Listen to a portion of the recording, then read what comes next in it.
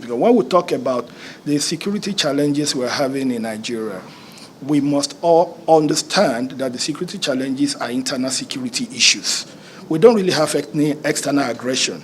With a normal security architectural framework, the military are not even supposed to be too involved even at this stage.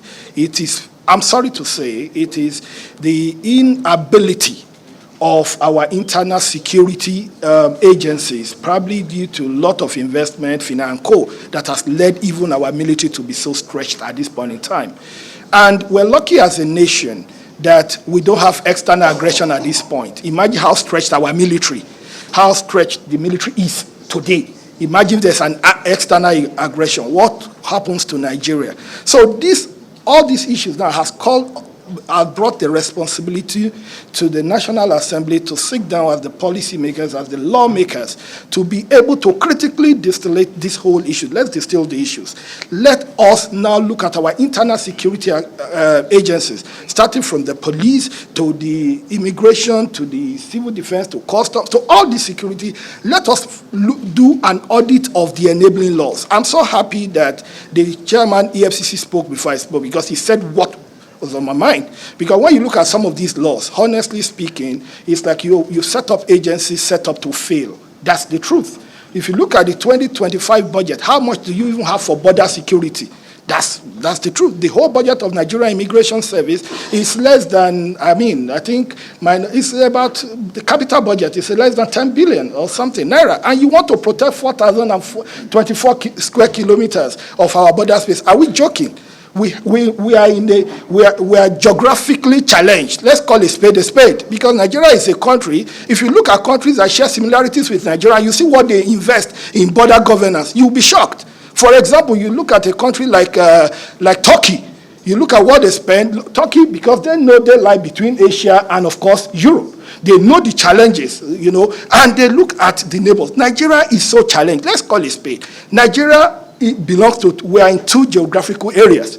We have a part within the Sahel, and you know what's happening within the Sahel. On the other side is the Gulf of Guinea. So we are in between. So from the maritime side, from the Sahel, and anything that happens in Libya, that happens in Burkina Faso, in Mali, and all these countries, the end point is Nigeria. So, and a lot of these people, most of what we have in Nigeria today are even economic crimes, as the chairman said, because most of these people, they need to come to Nigeria, kidnap, do all this, raise funds to be able to fuel insecurity, even in neighboring countries. So Nigeria is seen as the rich country, as the big brother here. So there's a lot that we need to invest. Let's call it spade what it is. If we continue to pay lip service to this issue, we sit down, we talk, and we don't really look at the issues on ground. We will just be joking. And again, in reviewing our laws, because for me, I am not in favor of over-legislating issues, to be sincere. Because like EFCC, we must look at because you can't link insecurity, you can't deal with insecurity and not talk of financing, terrorism financing. We must look at the EFCC law, look at the bites that we need to give, and look at all these things in a bigger scale. And also, please, because I don't want to really take too much time, we must also, beyond the issue of our border, let's call where Nigeria is at a point now that the United States was before September 11, 2001. After the September 11 attack, the United States sat down. The Homeland Security Department was formed only after September 11. And after that time, the TSA, Transport Security Agency of America, came to being. After that, even CISA, that is a Critical Infrastructure Security Agency, came to being. They looked at emerging threats because the information for 9/11 was available in America. But the problem was that there was no harmonization of information and there was no clear strategy to stop it. The issue is that we have some of the most brilliant people in our DSS. We have our NIA doing fantastically well. You can see the kind of leadership that the NSA is providing. But the simple truth is that when we talk about security, internal security, the first thing that comes to a Nigerian mind is the military. That is a sign of failure of our internal security agencies. Let's tell ourselves the truth.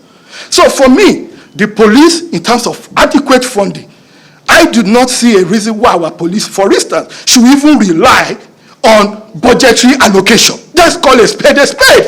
I don't see it. We're talking about the most populous black nation on earth.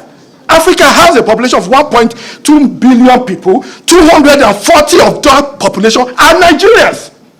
And you have a police that depends on budget, capital release, and all these things, and you think we will be efficient. Sir, my brother Ben, I have utmost trust in your coordination as chairman of this council. For if we have an opportunity now to get it right.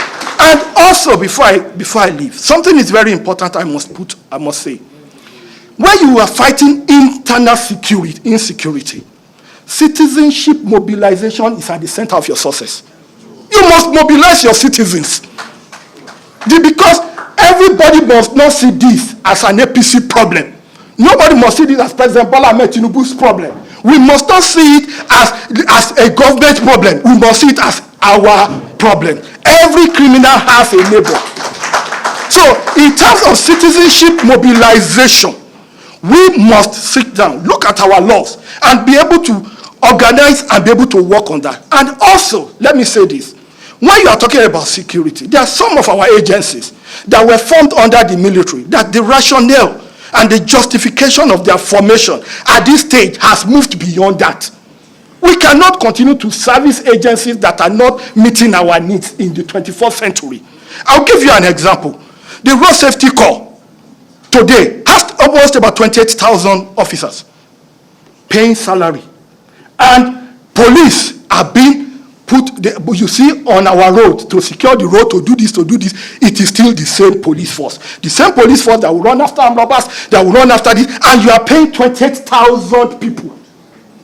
Sir, why can't we, if possible, it's a suggestion of mine, look at the possibility of even a transport security agency, so that at the end of the protection of this critical logistical infrastructure comes to these people that are already on the payroll. We are not increasing payroll, but we can maximize the efficiency of these men. So we must look at, nobody said you should scrap them, but we can look at how to reform them in line with global standard. And also, I must also say this before I go, please, because there's a lot to talk about, but because I don't want to bore you. We must also say this. The attention that we are paying to cyber security, we are still living 20 years behind. You cannot continue to run a cyber security architecture on what's it called, an ad hoc arrangement. There must be proper security framework, because the next war is going to be of cyber, and we must prepare. So many nations in the world already, as far back as 3-4 years ago, they had the 4th Army, the Navy, the Air Force, and the Cyber Force. So many countries are already ahead of that. We are still here. So, sir, I want you, that's why I said there will be need for more and more. We must, and like what the CGNIS said, you cannot have a constitution that talks about internal security, the police force. And in terms of your border, it becomes everybody's business and nobody's business. You can't expect efficiency. There has to be that. Everywhere in the world, the immigration service is responsible. But when you have an immigration service that is even struggling to have an armory, when you have an immigration service that are struggling with, what do? And we have forgotten, the more you kill one terrorist and the border is porous, 20 will come in, and the military are challenged. So for us, we need to be very realistic with ourselves. Do we want a system that works, or we just want to play, to the gallery? We know Mr. President is about what works, and we have seen with what he has done across the nation. I want to plead with you, the National Assembly. Please, let's look holistically at our challenges. Let us anticipate problems. That's what leadership and lawmaking is about. Lawmaking is not about laws that will solve the problem of yesterday. Lawmaking is about anticipatory. Look ahead. What are the problems that will come in the next 20 years? Look at emerging security threats and provide solutions ahead of time. If we are able to do this. Lastly, let me give one example. After this, I promise you, lastly is lastly. After this, lastly is lastly, because I don't want to bore you. Look at even our points of entry, even at our airports today. God forbid anything happens. What is the reaction? Let's call a spade a spade, and you go and look at the trend all over the world, maybe in the Middle East, in Europe, in America. Once the military or the state actors deals with terrorists, in the enclaves. What's the next target? Is logistics supply and transport. Already with what our military is doing, believe me, they are decimating these people. Wonderful work by our armed forces. But the issue is this. Do we expect the military to decimate in those creeks, in the forest, and all these places, and also come and decimate? We need to sit down and project. What do you think a terrorist will be thinking? We should be thinking ahead of them and be providing solutions even before they think. That is what lawmaking is about. Right, Honorable Ben, I said it the other time. I have absolute confidence in your leadership. I have absolute confidence in your capacity and with the wonderful, brilliant, energetic minds that we have. I know we can finally have a constitution and a review of establishment acts of agency, because to me, you can't put everything in the constitution. You must look at exactly a review of this act. I believe that under this assembly, Tajuddin Abbas leadership, we will get it right. And Mr. President is there to provide the direction. He has shown that the will is there to deliver. That is not in question, but he needs you to do the job for him to execute. God bless you.